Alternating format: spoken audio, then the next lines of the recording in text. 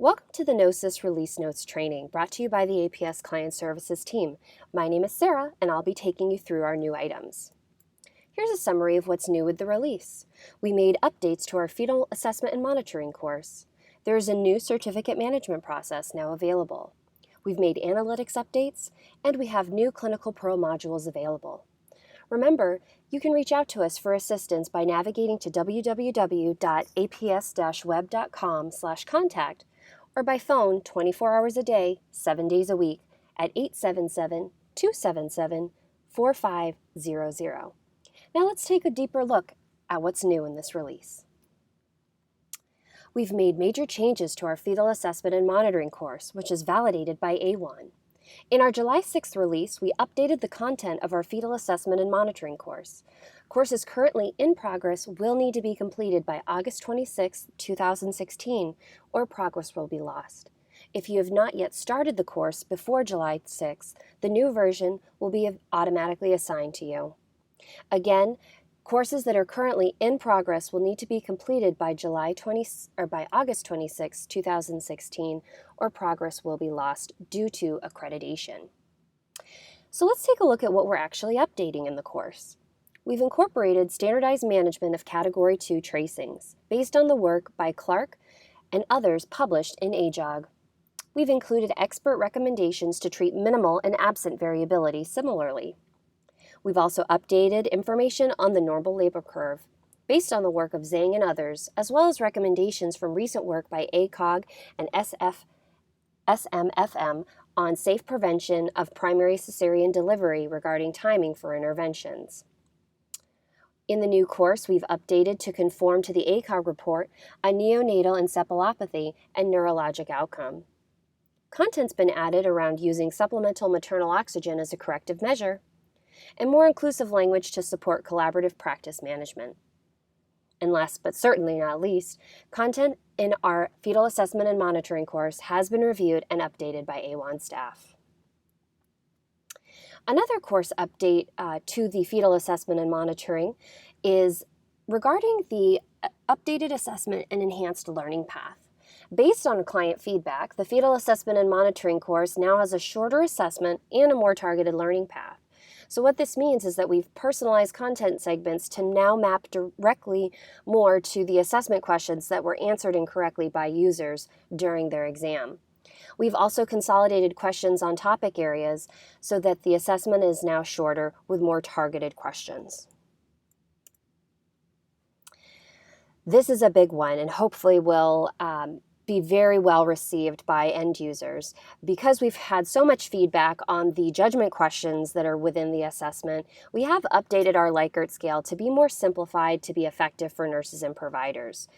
Through a series of focus groups and a lot of client feedback and processy work that we've done, what has been decided by these focus groups is that we are going to update the terminology of strongly invalidate, could invalidate, and no impact in the previous Likert scale to strongly negates, could negate, and not relevant.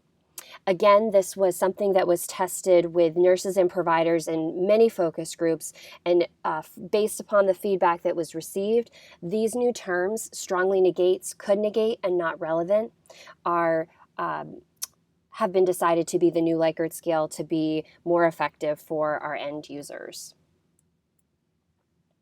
Because of the content updates that we've made through a standardized calculation process, APS has updated the CME-CE credit hours available for physicians and nurses for the fetal assessment and monitoring course. The new credit hours will take effect for fetal assessment and monitoring courses started after July 6th. Courses that are currently in progress and completed by August 26th will receive the previous credit hours. So again, our new version of fetal assessment and monitoring will stand for a total of 8 credit hours. And users who are in progress with the previous version of fetal assessment and monitoring will receive the 9.75 credit hours if they complete the course before August 26th. In the Fetal Assessment and Monitoring course, we have made a couple analytics updates regarding the practice areas. What used to be 8 practice areas have now been consolidated into 4 practice areas to enable more effective action planning. The content, as you can see outlined below, is remaining the same. This will also appear in the administrative report individual clinician scores, as well as the end user My Scores report. The current 8 practice areas that roll up into the new 4 practice areas are knowledge of electronic fetal monitoring and its nomenclature and interpretation. Practice area 2 is the evaluation and management of category 2 EFM tracing. The new practice area 3 is evaluation and management of category 3 EFM tracing. And new practice area 4 is assess knowledge of appropriate risk management practices. This change will appear on all previous and future assessment reports. So if you were to go in and compare a prior My Scores report assessment based upon your first round of fetal assessment and monitoring, comparing it to the second round of fetal assessment and monitoring, you will see those 4 new practice areas displayed. This is just a look of that, the consolidated My Scores information on the actual report itself. You can see here that we are showing the new 4 practice areas on the My Scores report for fetal assessment and monitoring.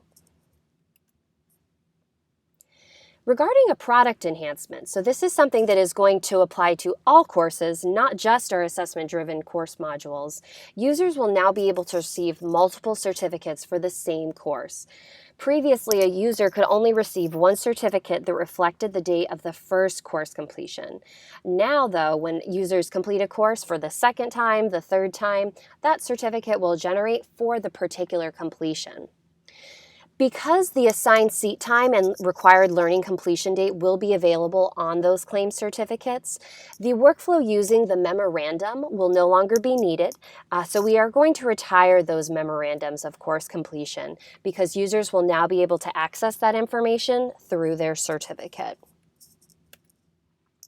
This is a look of what that new certificate will look like when you have completed your course completion requirements.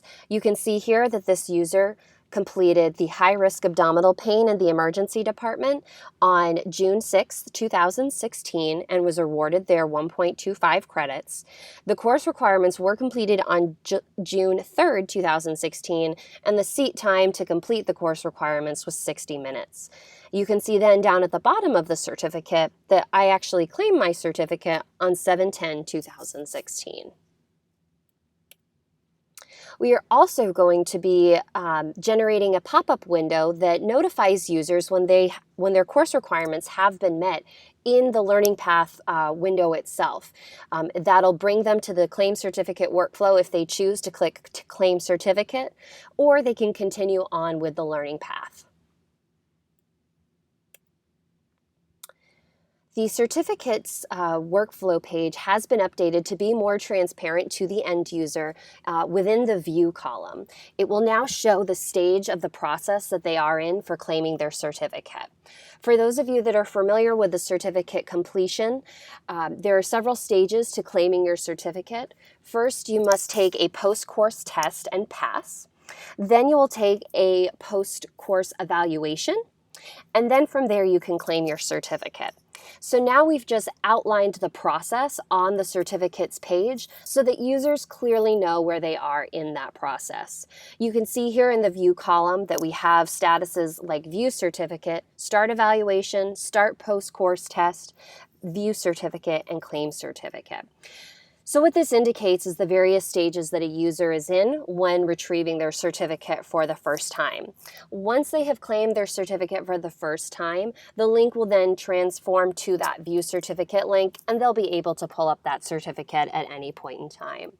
Again, this change was made to be more transparent to the user where they are in the process so that they know they either have to complete the post-course test, the evaluation, or just claiming the certificate. We've made some analytics updates to our reports. The APS national averages have been updated as we move into Q3 of 2016. So what does this mean for you? On our reports, all the facility and user percentiles will be recalculated to include the newest data from Q2. The APS percentile lines on the scatter plot by facility, scatter plot by user, and histogram by user will shift slightly. And the gray dots in the background of the scatter plot by facility page will also be updated with the new information as we move into Q3. We also have a new My Scores view available for our end users. All of our end users will see a change to the My Scores page as the In This Dimension option has been removed. What was this In This Dimension option capturing? This originally was breaking out the knowledge and judgment scores for each of the practice areas. We have now combined that information so that one overall score for each practice area will be displayed. So users will no longer be able to see the individual practice area scores separated out by knowledge and judgment. One overall score will display for each of those practice areas. This is also going to affect the individual clinician scores report that our administrators have access to. Instead of viewing the individual scores for judgment and knowledge on the reports filter, you will see one score for each practice area. In our screenshot, you can see that I can select the overall score for practice area 1, 2, 3, and 4. So that will show me the scoring for both knowledge and judgment. And last but not least, we have some great course additions to our Clinical Pearl offerings. We are launching 2 new 30-minute modules, which are Category 3 fetal heart rate tracings and intrapartum FHR pattern evolution. For those of you who may not be familiar with Clinical Pearls, the content in these courses is designed for all proficiency levels as lifelong learning opportunities. These modules offer all learners a 30-minute experience that strengthens fundamental understanding of clinical concepts as they present themselves in real-life case scenarios. If you're interested in accessing these 2 new Clinical Pearls, please reach out to your account manager.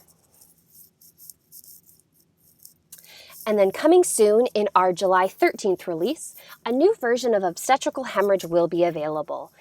Again, much like our fetal assessment and monitoring course, because of accreditation, we need to make sure that courses that are currently in progress will need to be completed by July 28th, 2016, or progress will be lost. Based on the changes in industry standards and client feedback, the obstetrical hemorrhage course will be updated to include the following. It'll contain over 150 new references, with more inclusive language to support team-based care and updated terminology. We'll be talking about cesarean birth, obstetrical hemorrhage, and quantified blood loss. There will be a major emphasis on quantified blood loss versus estimation, with guidance on methodology for QBL from A1. Then we'll have an emphasis on standard multidisciplinary protocols and guidelines from national organizations such as National Partnership for Maternal Safety, A1, ACOG, and CMQCC. Those are the changes that came in our July 6th release. We thank you for joining us today. And of course, if you do have any questions, feel free to reach out to us at www.aps-web.com/contact or our 24/7 phone number. Thanks again for joining.